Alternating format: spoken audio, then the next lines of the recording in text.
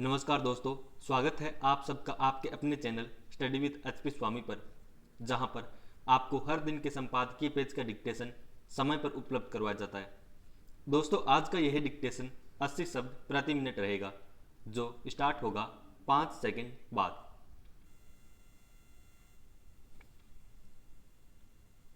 Start.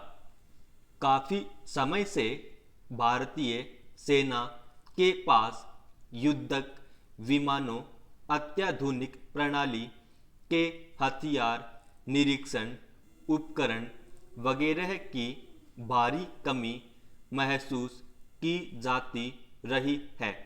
खासकर वायु सेना के बेड़े में मौजूद विमानों के पुराने पड़ जाने की वजह से इसकी ताकत कमज़ोर बताई जाती रही है। इसी के मद्देनज़र रफाल विमानों की खरीद की गई थी। अब तेजस की अगली पीढ़ी के 83 नए MKA विमानों की खरीद को मंजूरी दे दी गई है। इसके पहले ही 40 तेजस जेट युद्धक विमानों की खरीद को मंजूरी दे दी गई थी। इस तरह भारतीय वायु सेना के पास तेजस श्रृंखला के 123 विमान हो जाएंगे, जिससे 6 से 8 स्क्वाड्रन तैयार हो जाएंगे। ये सारे विमान आधुनिक तकनीक और मौजूदा ज़रूरतों को ध्यान में रखते हुए तैयार किए जाएंगे। अच्छी बात है कि ये सभी विमान स्वदेशी तकनीक से तैयार होंगे। भारत सरकार लंबे समय से इस ज़रूरत को रेखांकित करती रही है कि सामरिक मामलों में भारत को आत्मनिर्भर बनाना होगा। हमारे यहाँ हिंदुस्तान एरोनॉटिक्स और DRDO जैसी संस्थाएं इस दिशा में लंबे समय से काम करती रही हैं, मगर विश्व मानकों के अनुरूप सैन्य साजो सामान तैयार करने में पिछड़ती रही हैं।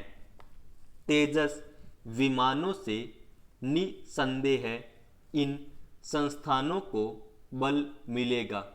यों सैन्य साजो सामान पर अधिक खर्च को लेकर अक्सर आलोचना होती रही है, मगर इस हकीकत से मुंह नहीं फेरा जा सकता कि आज की परिस्थितियों में आर्थिक विकास बढ़ाने के साथ साथ सामरिक रूप से मजबूती हासिल करके ही दुनिया में कोई देश अपने को शक्तिशाली साबित कर सकता है।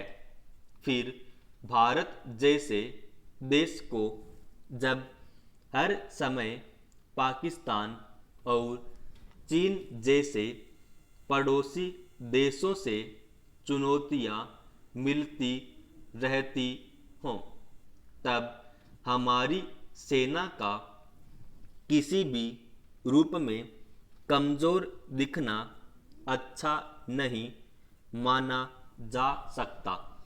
सीमाओं पर शांति रहेगी तभी विकास संबंधी गतिविधियों को भी गति दी जा सकती है। फिर यह भी उजागर तथ्य है कि सामरिक रूप से शक्तिशाली बने बिना दुनिया के अग्रणी देशों की कतार में खड़ा हो पाना संभव नहीं है।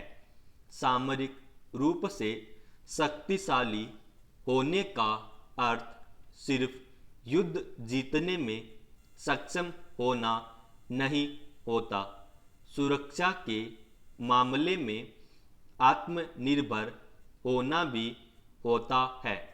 आतंकवाद जैसी गतिविधियों पर काबू पाने में भी इससे मदद मिलती है।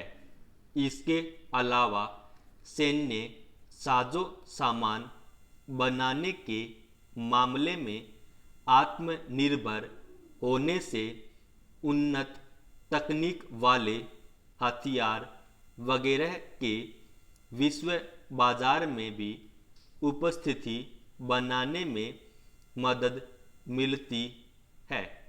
भारत अगर उस दिशा में बढ़ रहा है तो इसे अच्छी बात ही कहा जा सकता है।